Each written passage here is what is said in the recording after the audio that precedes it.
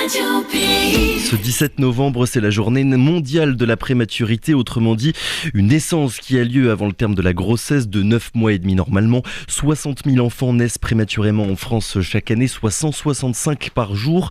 La naissance d'un bébé prématuré est une épreuve psychologique pour les parents et pour les familles et pose de nombreuses difficultés qui sont médicales, financières et même sociales. Pour parler de ce sujet, nous recevons ce matin Corinne Galibi. Bonjour. Bonjour. Merci déjà d'avoir répondu à notre invitation. Vous êtes cadre de santé en néonatologie à l'hôpital de Cayenne. Ce serait bien de commencer cet entretien en rappelant ce qu'est une grossesse prématurée. Il y a plusieurs degrés de prématurité, c'est bien ça? Oui, tout à fait.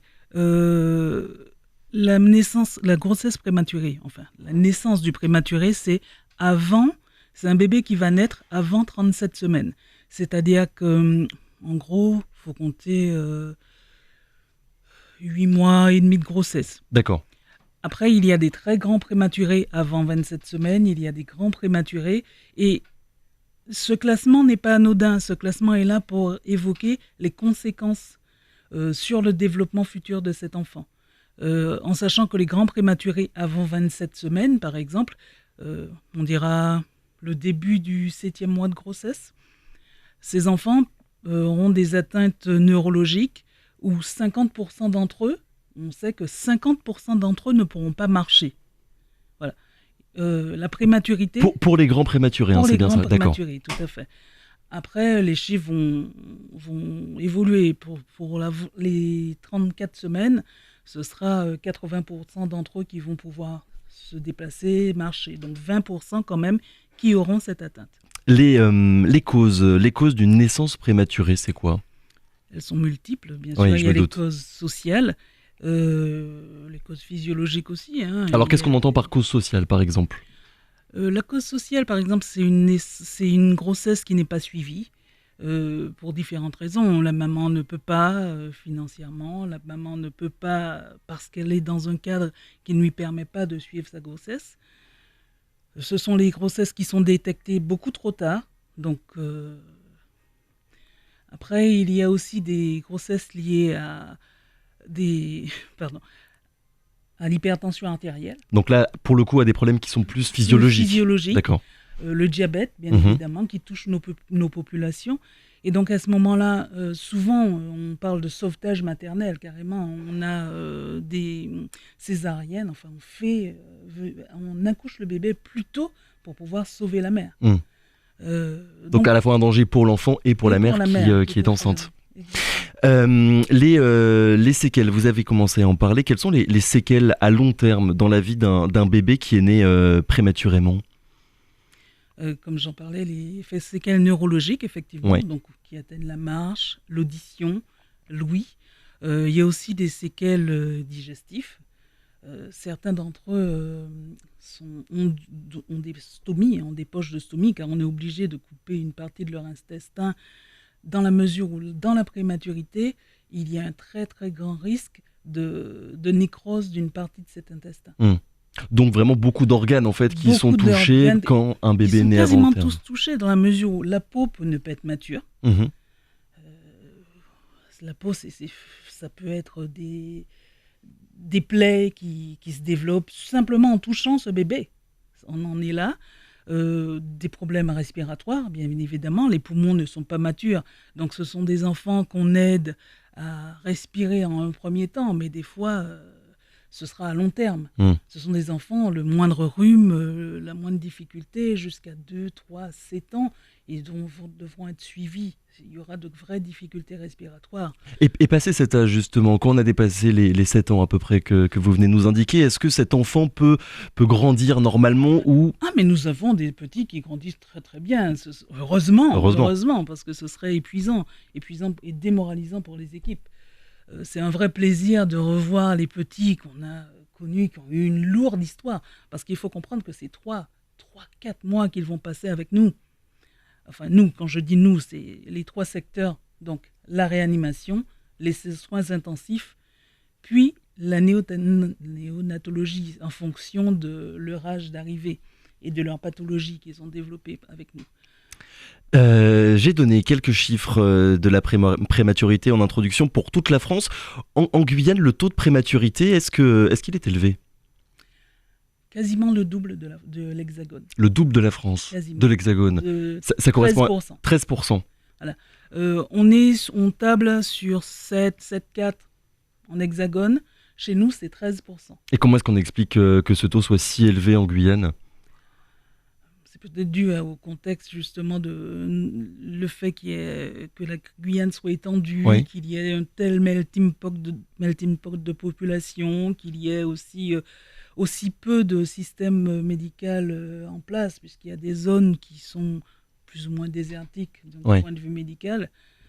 Après, Ouais, j'ai lu dans une étude de Santé publique France que sur le Maroni et dans l'ouest de la Guyane, dans les communes isolées aussi, la prématurité était plus fréquente.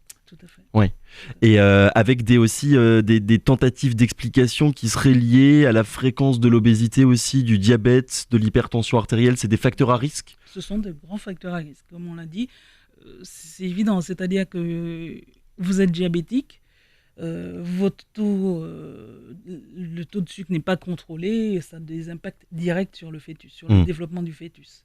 La prise en charge, justement, la prise en charge du bébé qui naît trop tôt, comment est-ce qu'on les prend en charge, médicalement parlant? Alors, ce sont des enfants qui sont très, très, très rapidement pris en charge, à quelques secondes près. Donc, ils sont très rapidement intubés, donc ça dépend de leur âge. Intubés, c'est-à-dire qu'on va leur mettre un petit tube qui va arriver jusqu'à l'entrée des poumons, qui va pousser de l'air pour permettre à ces poumons de rester en place, de rester ouverts et de pouvoir effectuer les échanges respiratoires. Le but, c'est pas que ce système reste en place longtemps. Dès qu'on a la possibilité, donc on va tester la qualité de leur respiration, il sera enlevé pour leur permettre d'effectuer eux-mêmes quelques échanges respiratoires et de permettre aux poumons de se mettre en place et de fonctionner un peu tout seul. Et après, c'est un bébé qui est, excusez-moi de vous couper, c'est un bébé qui est isolé, C'est un bébé qui sera dans une couveuse. D'accord. Il sera dans une couveuse où sa température sera contrôlée, l'humidité sera contrôlée. Et ce seront des couveuses qui seront cachées de la lumière. On va essayer de l'isoler du son également. Donc ce sont des bébés qui ont une prise en charge vraiment très très particulière dans la mesure où cet environnement doit être très très protégé et très contrôlé pour leur donner le maximum de chance. Évidemment, période compliquée pour le bébé, mais je suppose qu'elle doit l'être aussi et également pour les parents. Comment est-ce que vous les prenez en charge? Qu'est-ce que vous faites justement pour faire en sorte que cette épreuve difficile le soit le moins possible? Ce sera de toutes les façons difficile. Ouais. Il faut comprendre que les familles sont déjà déchirées dans la mesure où, notamment on parle des mamans de l'Ouest, la plupart d'entre elles n'ont pas la possibilité de voir leur enfant. Quelques-unes accouchent à Saint-Laurent ou même sur Cayenne. Le bébé sera admis dans nos unités où déjà les visites sont très limitées, 2 par an. Donc toute la fratrie derrière est exclue. Les grands-parents aussi? Les grands-parents sont exclus. C'est pas qu'on ne veuille pas, mais c'est déjà pour protéger le bébé. Pour pas qu'il s'infecte, pour pas qu'il attrape des maladies, c'est ça? Voilà, tout à fait. Mais on essaie de maintenir le lien entre les parents et le bébé. Après, d'où la création de l'association Prémayana. Dont vous êtes la présidente. Récemment élue. Tout à fait.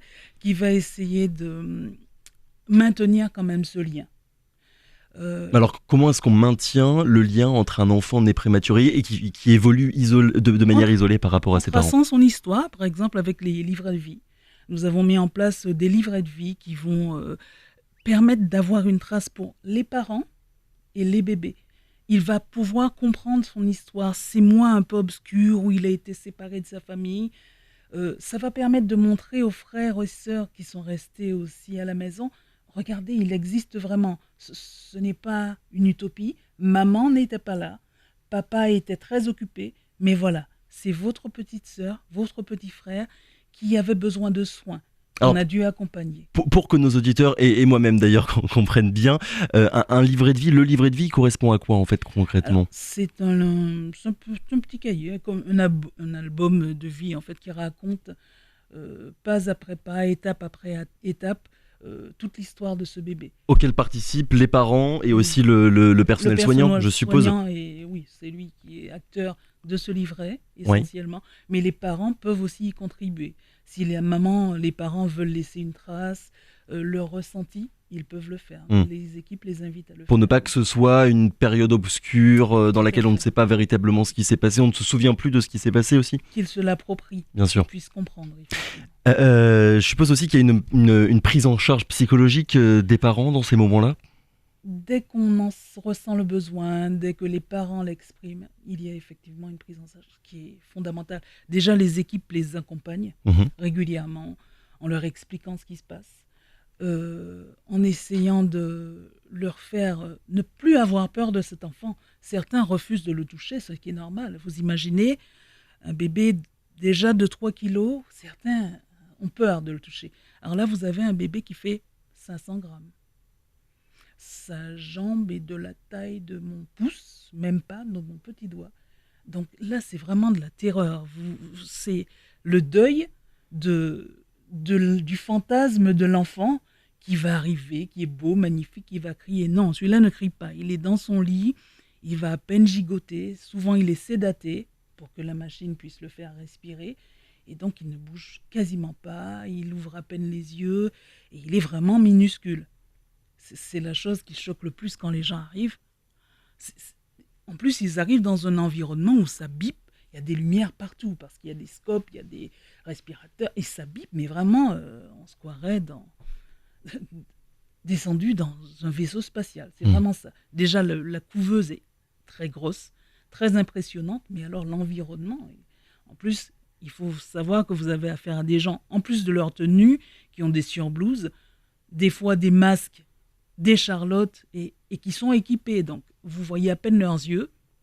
Et voilà, vous êtes face à ça, en fait. Ouais, garder le lien humain dans ces moments-là, c'est quelque chose d'évidemment compliqué. Ça peut être compliqué. Cette acceptation de la part des parents pour... comme vous avez dit, le fantasme de cet accouchement qui finalement ne s'est pas passé tel que eux l'avaient imaginé, il met combien de temps parfois? Cette acceptation met combien de temps? Il n'y a pas de norme. Il n'y a pas de norme, évidemment, voilà. Oui.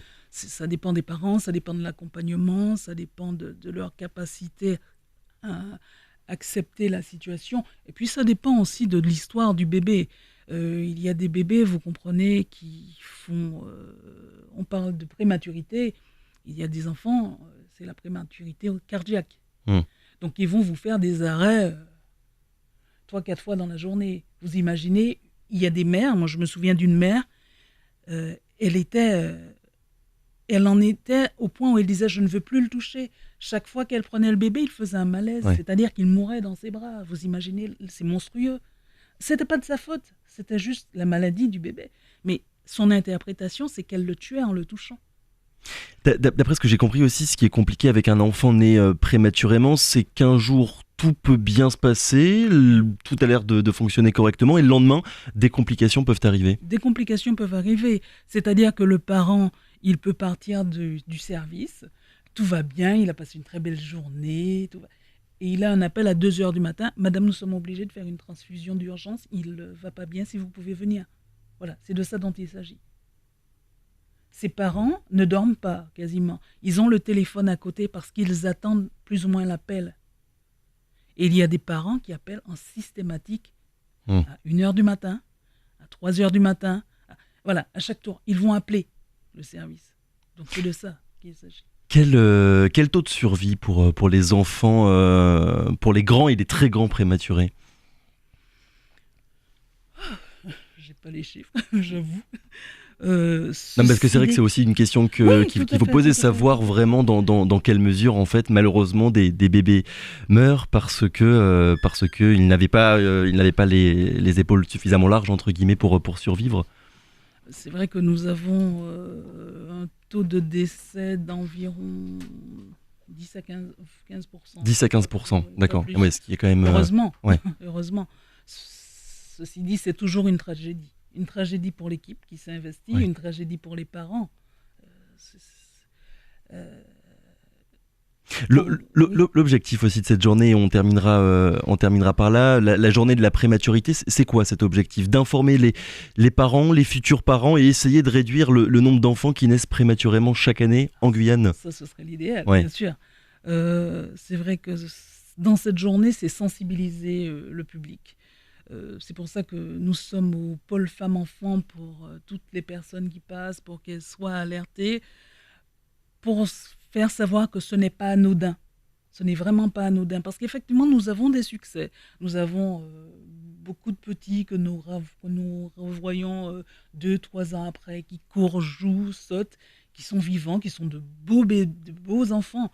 Et c'est une fierté pour nous. C'est vraiment une fierté. Et nos pieds pédiatres continuent à suivre ces petits. Et oui. Mais après, il y en a d'autres. Non, c'est pas un succès. Ils sont dans un lit, ils bougeront jamais. Et ceux-là sont invisibles. C'est d'alerter tout cela. Ce n'est pas anodin d'accoucher à 6 mois. Hmm. Ce n'est pas anodin de mettre au monde un bébé de 500 grammes. Alerter à la fois sur les dangers, mais aussi sur le fait que les choses progressivement peuvent aller dans le bon sens. On espère. Nous espérons vraiment. Merci beaucoup Corinne Galibi, on le rappelle, vous êtes cadre de santé en néonatologie à l'hôpital de Cayenne et vous étiez avec nous ce matin pour parler de cette journée mondiale de la prématurité. Merci beaucoup.